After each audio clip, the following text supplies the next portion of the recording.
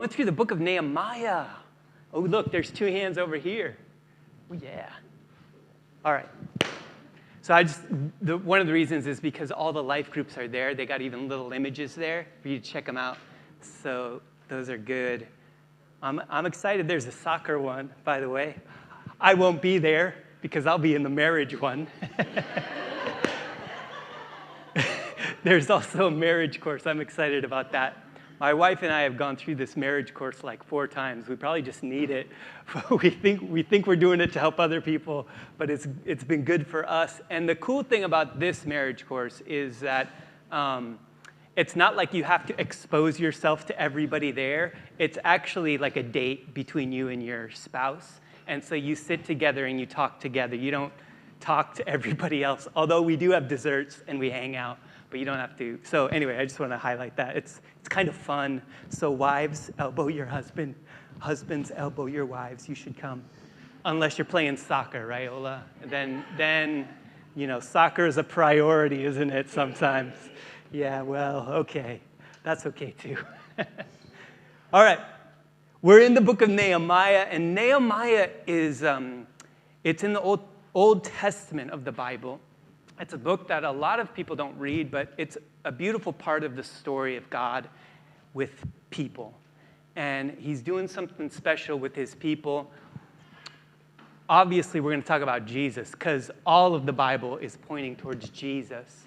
But I think that there's some really helpful things that we can find through the story of Nehemiah. He's really an interesting guy. What he did, the way he did it, how God miraculously was involved in what he was doing. It's just awesome. So today we're in chapter 3. We're going to look at part of chapter 2 as well. We're not going to read through the whole of chapter 3. You're welcome. You could do that another time. I'm going to try and hit some main topics of that. But this is going to be fun, so smile at me. All right, here we go. I want to ask a question. Here's my question. What do you want to do?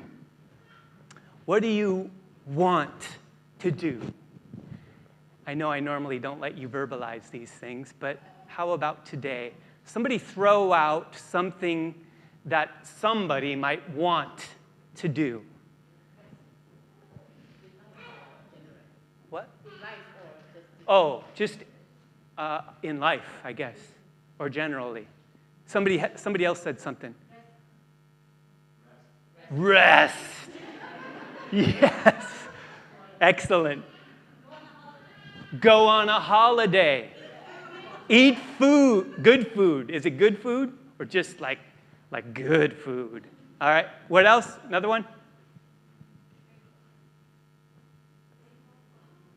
Play golf. Play golf.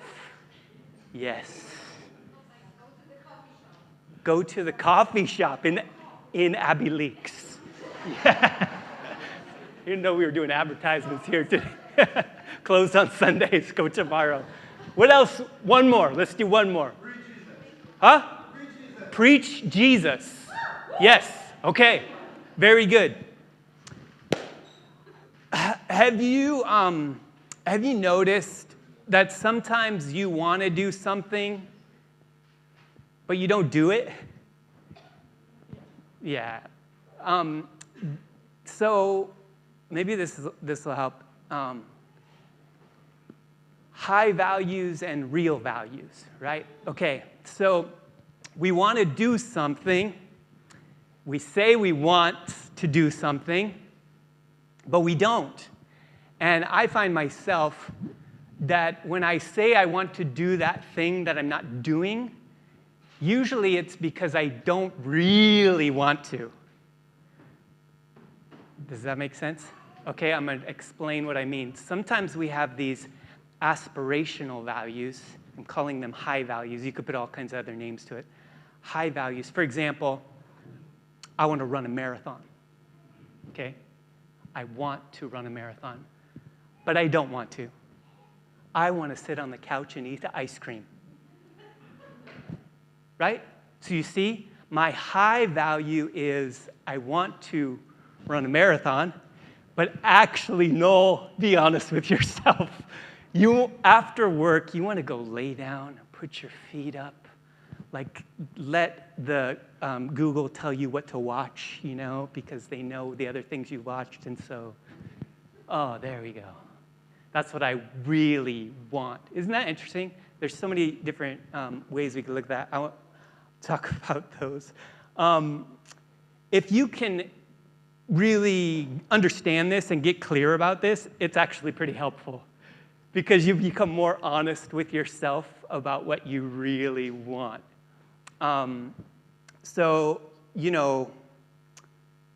Sometimes I have to say to myself, I want to want a run a marathon, or there's so many things. Okay, I'm going to keep going. This was the situation of the people of Israel. Okay, so they're in Jerusalem now, and over 100 years before, Babylon destroyed their city, and it was just looking bad for them. Now they were able to return to their city, but it was all broken down around them. And they lived in that place of brokenness. Now, I imagine that they wanted things to be different than they were. They wanted it to be. But they lived, a lot of them, their whole lives surrounded by brokenness. Things were not the way that they should be. And probably they talked to each other, man, wouldn't it be great if we could rebuild these walls, put these gates back together? It's a shame they're not the way they are. But what did they do about it? They didn't do it. Over 100 years. That was their situation. So I identify with that. I don't know about you. But I look around, maybe my own personal life or the way things are in the community, or you watch the news and you're like, man, this is rough. What do I want to do? And so Nehemiah goes to the people now in the end of chapter 2, and he basically asks them this question: what do you want to do? So I want you to hear that. Again, I'm not just telling you a Bible story so you can know a Bible story about some guy. This is meant to move us and allow us to ask that question of ourselves, maybe deeply in this moment. What do I want to do? Or what do I want to do? Maybe is a better question. And as he asks this question, he leads them through a process toward progress. Somebody say progress. Who would like to make progress? Like real progress. I would too. So he gives them this outline of progress that I want to touch on. The process for progress. Make a decision, arise with certainty, intense action. Now this could look like I'm just going to give you a self-help talk, but I'm not. That's not what a pastor does. I'm talking about the Lord and how he's involved in helping us to make progress. And the things that we learned from Nehemiah are very connected to the way the Lord works. So don't just think I'm going to be like, come on, you can work harder, make more decisions, and you'll be grand. That's not fully what it's a little bit about what I'm talking about. But you got to listen to me, okay? Because there's more to it underneath the surface. Is that okay? Okay. Here we go. Let's look at the first one. Make a decision. In Nehemiah chapter 2:17, we find Nehemiah, and he's finally made it to Jerusalem. He had been living in Susa. He was a cupbearer to King Artaxerxes, who was the king of Persia. He was in a powerful position as the cupbearer, kind of a right-hand man, very trusted by the king, had conversations with the king, probably as an advisor. Nehemiah was moved in his heart. He was moved by something. He felt like frustrated with the way things were for his people. He heard about that the walls were broken down in his community. He was living 1,000 miles away. Some of you are living 1,000 miles away from where you grew up. This is Nehemiah's situation. He heard about how things were going back home, and he was moved. He cried. He prayed for months. He wanted to see something change. He prayed. He fasted. He planned. He asked God, God, help, help. This is not the way it should be. If you want to do something, please do something. If you want to use me, call me. I'm ready. So God answered his prayer. Nehemiah was given an opportunity to share the need of his people to this king, finally. And miraculously, the king gave him everything that he needed, everything he requested, in order to repair the walls and the gates of his city, which was a disgrace, a shame, and it was dangerous for his people. He travels with all this good news from the king who's financed the project. He's given him power and letters of authority to do things. He arrives to Jerusalem. Everything's going well. And now he wants to go inspect the walls of Jerusalem himself. So he goes, and at nighttime he goes and he walks around and he sees. He doesn't tell anybody what he's doing. He just wants to see the problem with his own eyes. He's a smart man. He goes and he sees, and the problem is the problem. Now he goes and he's going to speak to the people. And he's going to ask them to make a decision. Because he can't do it on his own. He needs them. So now he needs to share this vision. And so this is what he does, and he's trying to move them towards making a decision. And so the first thing that he does is he tells them about the problem. He said, then I said to them, he writes, you see the trouble we are in, how Jerusalem lies in ruins with its gates burned. They didn't need him to say this, did they? Like, they'd been living there. Have you ever had somebody come over to your house, you invite them there for a meal, and they point out the places you need to clean? Or like, you have some mold in the corner of your thing there. Or, your bathrooms, man. Doesn't that make you mad? You probably never invite them back, do you? This is what Nehemiah's doing. He's going to where they had lived, this outsider. Oh, sure, yeah, they probably have it great in Susa, yeah, okay. He's pointing out the problem to them. They knew it, and probably about that mold spot. Your bathrooms weren't perfect. Thanks for telling me. I didn't need to hear that. But what happens when that person goes home after visiting your house? You go and clean that bathroom, don't you? You put paint on that mold spot, or you move the insulation so that it works. At least that's what I've done. Why? Why? It's amazing when you can see the problem from others' eyes, how it motivates you to move and address the problem. And so this is a situation. He just points it out. And so as long as we're blind to the problem, we won't do anything about it, will we? We just kind of turn ourselves off from that. Isn't it amazing how you saw something months ago, you got to deal with it, but pretty soon, it'll be grand, and then you forget all about it.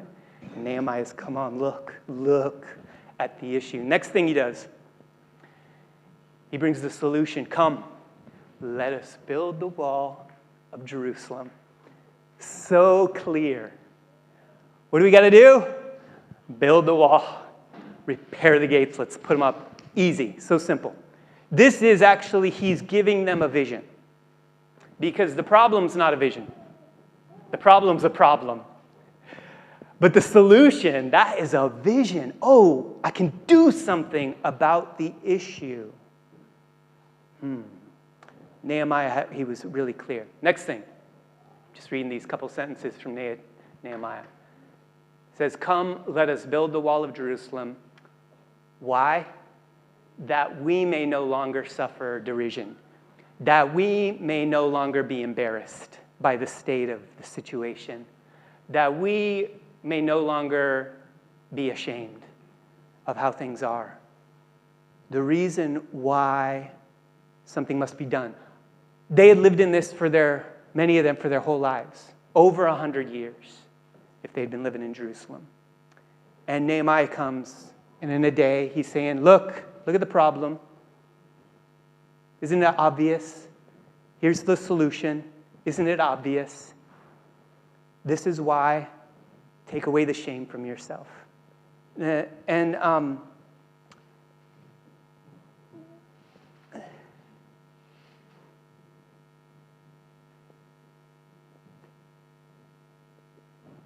why would they be ashamed?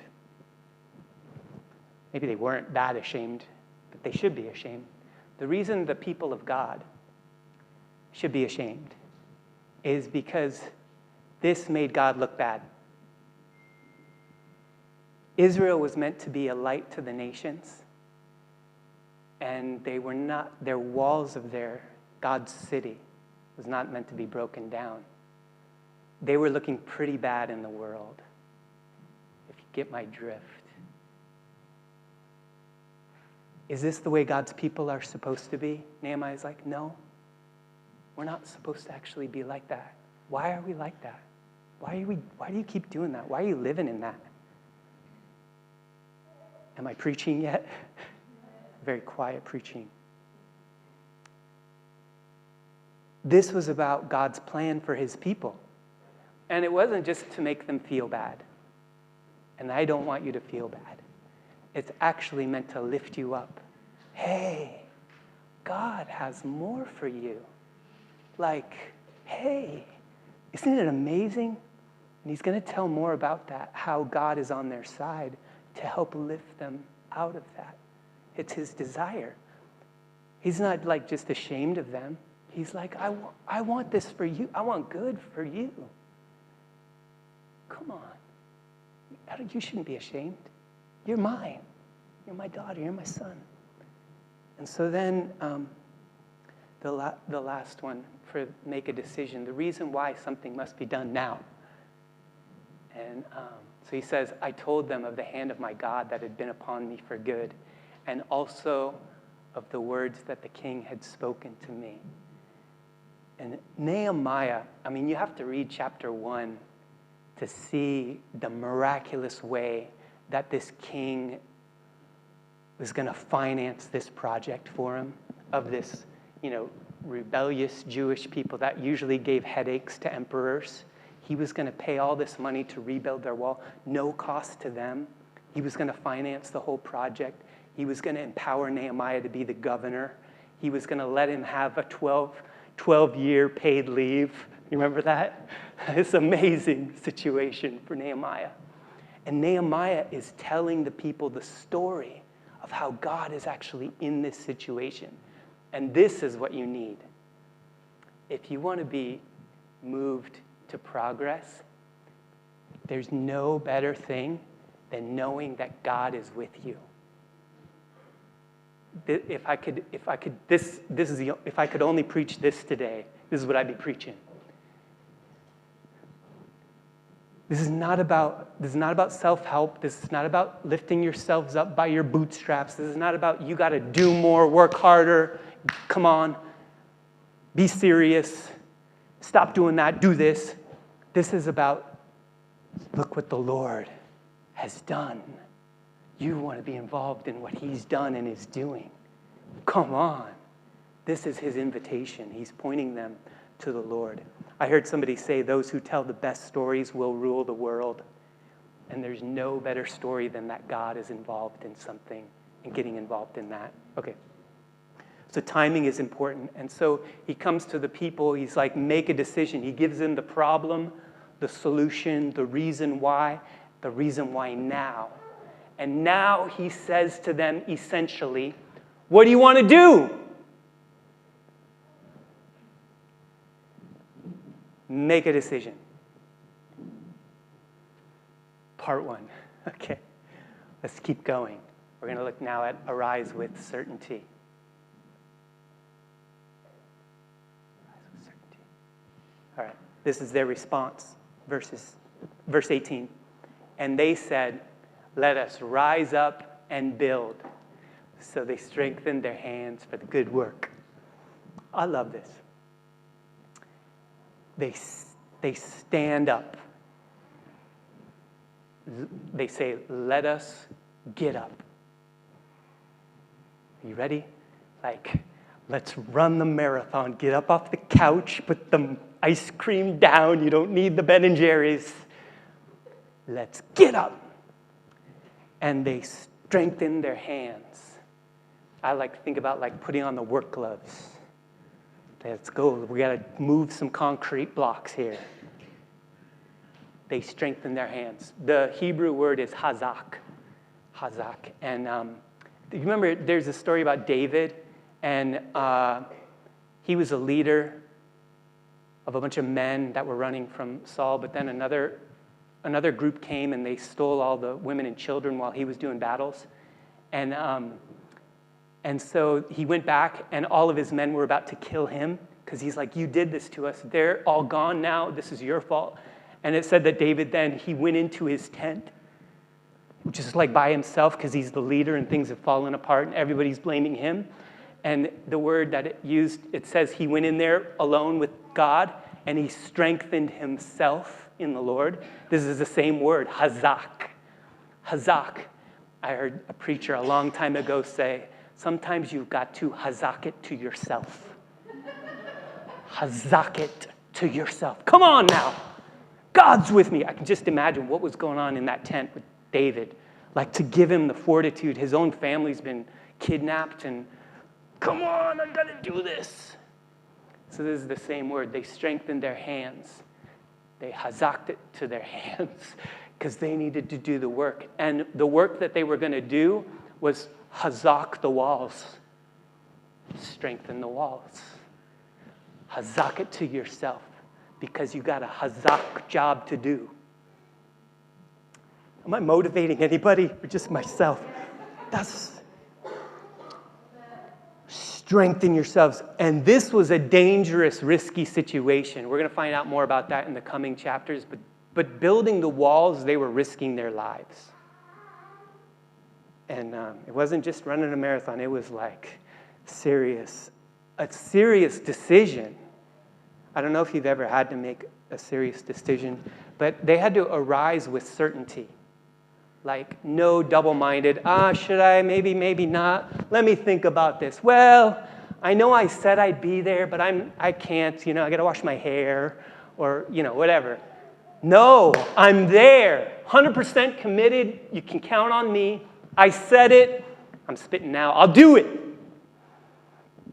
They arose with certainty. Are you good at that? Let the people of Israel encourage you. And there's another guy. Anybody ever heard of Martin Luther King Jr.? Who's heard of him before? Yeah, he's an American guy. Just making sure. I was listening to some of his sermons in the midst of he was a leader in the civil rights movement in America. And he had some good preaching. Not a perfect guy, but God used him amazingly, powerfully. And I was reading one of his sermons because as far as I understand, I don't think he really wanted to be a leader in the civil rights movement. He was actually just a pastor preacher. But people kept asking him, please come be a part of this. Not only be a part of it, but would you lead this situation? And so he made a decision that he would. And it was actually it was a serious decision. And it took courage because it was risky. People were getting put in prison, beaten, and worse. And so this is what he said. He was 36 years old, I think. He says, deep down in our nonviolent creed is the conviction there are some things so dear, some things so precious, some things so eternally true that they're worth dying for. Have you found one of those things? And he said, and if a man happens to be 36 years old, as I happen to be, some great truths stand before the door of his life, some great opportunity to stand up for that which is right. There comes a moment when you got to stand up for what's right. And a man might be afraid, he says, his home will get bombed, or he's afraid that he will lose his job, or he's afraid that he will get shot or beat down by state troopers, or he may go on to live until he's 80, but he's just as dead at 36 as he would be at 80. The cessation of breathing in his life is merely the belated announcement of an earlier death of the spirit. He died because he didn't stand up. A man dies when he refuses to stand up for that which is right. A man dies when he refuses to stand up for justice. A man dies when he refuses to take a stand for that which is true. And even in Ireland, I see people standing up for speaking truth, and people are just making fun of them. They're trying to stand for truth. You see it. It happens worldwide.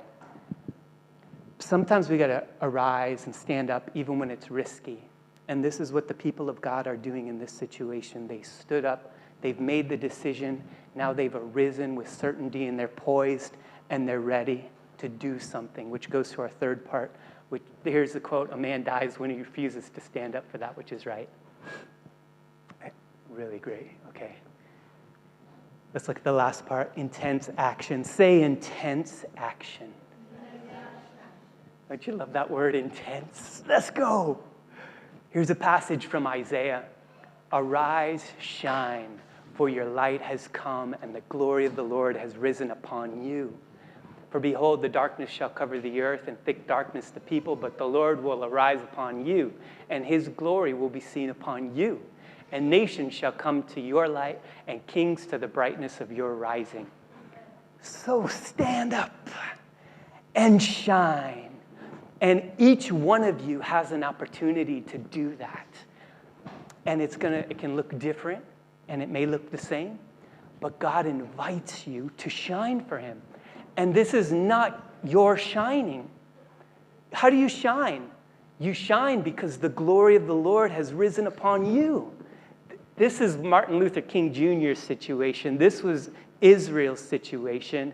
This is our situation. If we want to shine, we need the light to shine on us. The glory of the Lord, the shining of God, the beauty of who he is, and his strength and his ability to shine upon us. And so this is it. Again, this is the heart of my message, not self-help, but that the Lord rises upon us. And when he rises upon us, that's when we rise up.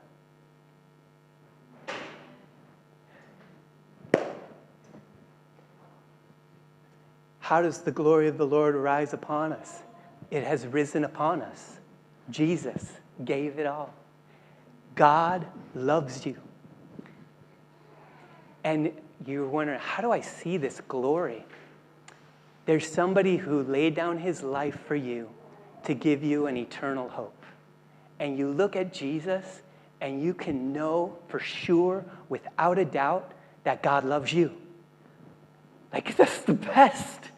When you know the God, the creator of everything, does everything to bring you to himself because he wants good for you, it changes everything. When you actually believe that and know it.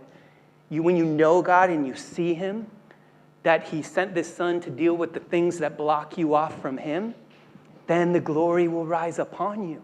And you're moved. And you're not afraid of people anymore. Why? Because like, God's for me. Who cares who's against me? Like, you don't scare me, right? And sometimes we lose the glory because we're not looking at the glory. This is Jesus, and he reminds us, and the Spirit bears witness with us that we are children of God, and we're changed. And so we move with him, and there's intense action. Okay. Now in chapter 3, this is the example that they give of what happens after they've made the decision and they've arisen with certainty. The people begin to act. And again, it's a beautiful chapter. You should read it this week. I want to hit the highlights that I saw as I was reading through this chapter about this work, this intense action that they did. The first thing about this work, as you'll read the passage, you'll see that the high priests were the first ones to make the move. They were the leaders, and it says that they began to build at the sheep gate, and they consecrated the work to God. That's important, that the work that you do, you can set that work apart to God. This is what they did. They were building walls. It didn't look like spiritual, religious, holy, but it was. Why? Because they consecrated their work to God. So if you're working at the cafe, or you're working in data analytics, or you're working in the hospital, or you're working as a carer, or you're working with the children upstairs, or you're working on a sound desk, or wherever you're working, you consecrate that work to the Lord. It's a good work, intense action. When it's set apart to God, he does amazing things with it. The second thing is that this was a diverse work. These walls were not just, there was not like just a few like little holes around and, the gates needed repainting. These walls, it says in Jeremiah that the Chaldeans, the Babylonians came and they sent their army to destroy the walls, and they broke down, it says in Jeremiah chapter 52, they broke down all the walls around Jerusalem. Say all. All the walls were broken down. So they needed all the help they could get. So say, that means me. You don't have to, but that means me. There's a lot of work that God wants for us to do. There's enough work for you to be involved. This was the people of Jerusalem. So there were 40 or 41 different groups that worked on each different section of the wall all around. And these were big groups of people. Whole communities from the surrounding areas came, and they would take a section of the wall to build it back up again. And so everyone was on board. There were spiritual leaders, like I said, the priests and the high priest, business people, political leaders, blue-collar workers. There were daughters and fathers, sons and fathers and mothers. Everybody was at work. There were locals and there were blow-ins. Praise the Lord. Everybody had a job to do. This was God's work. It was a diverse work. There was enough work to go around. Okay, next one is sons and daughters, daughters and sons. It actually says that in verse 12, Shallum, the son of Halohesh, ruler of the half-district of Jerusalem, repaired. He and his daughters took a section of the wall. That was good. I like that. I got a daughter. Come on, Jewel, let's go to work. It's time. Building walls. Imagine dads taking your daughters to go build the walls of Jerusalem. And parents, I just want to encourage myself. You got a vision for your kids, don't you? You probably see better than most who they are, what they've been called to, what God could do with them, in them, through them, for them. So speak that vision, God's vision, to them. I just want to encourage you. Keep speaking the vision of God. Maybe you don't know the details, because I don't know the details. But speak the vision of God. Hey, God has good plans for you, daughter.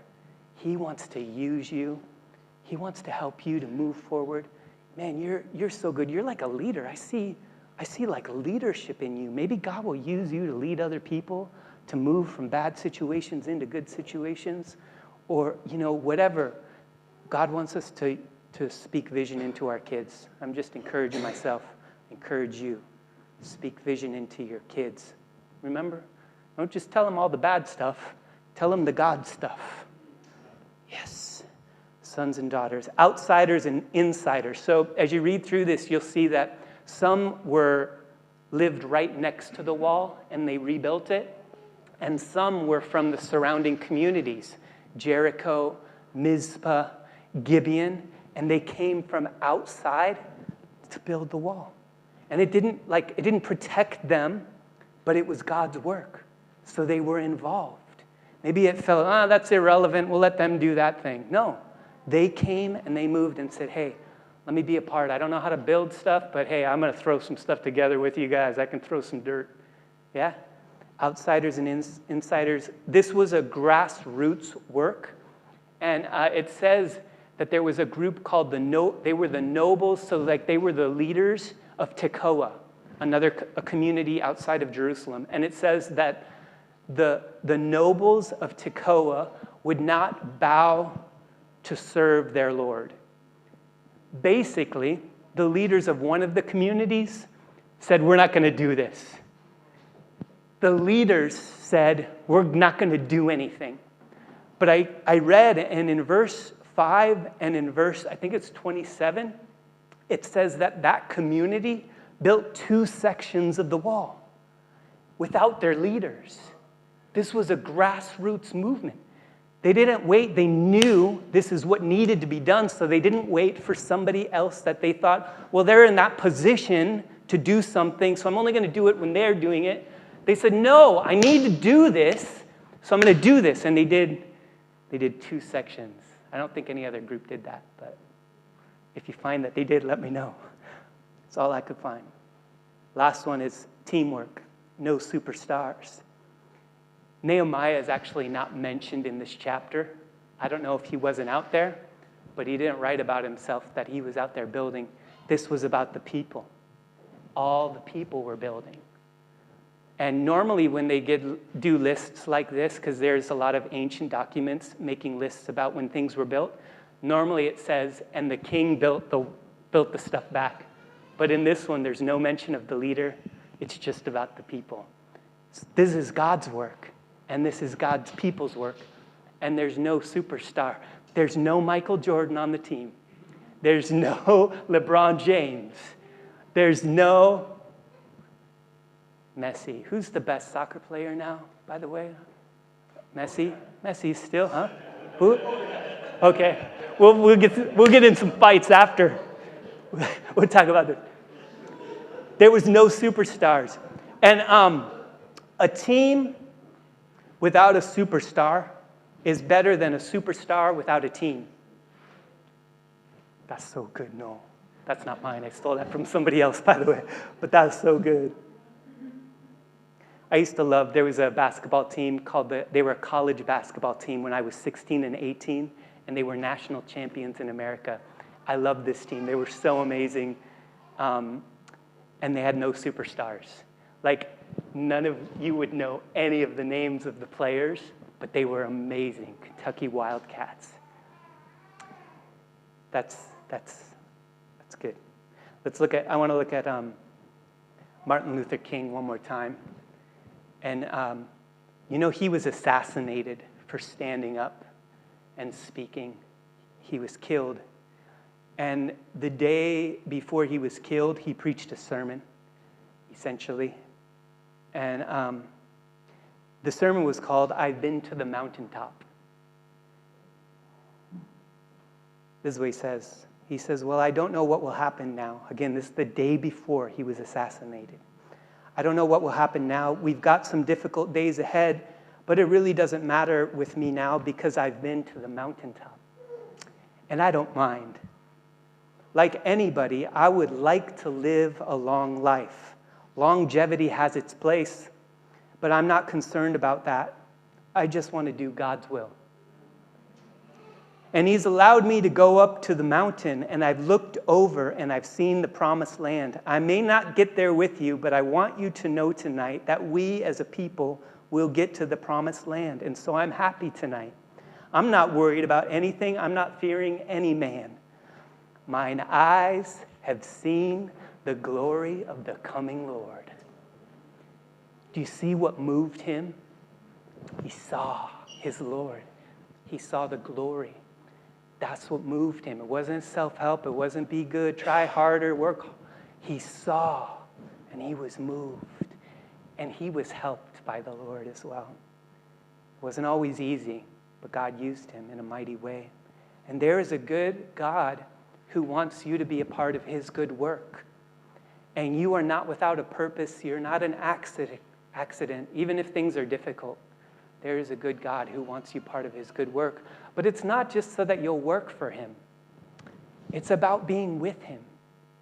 It's about knowing and seeing his glory. This good God who loves you, who does amazing things to help, to lift you up, to help lift others up, to help you lift others up. This is the God that we serve. He knows you. He made you. He loves you.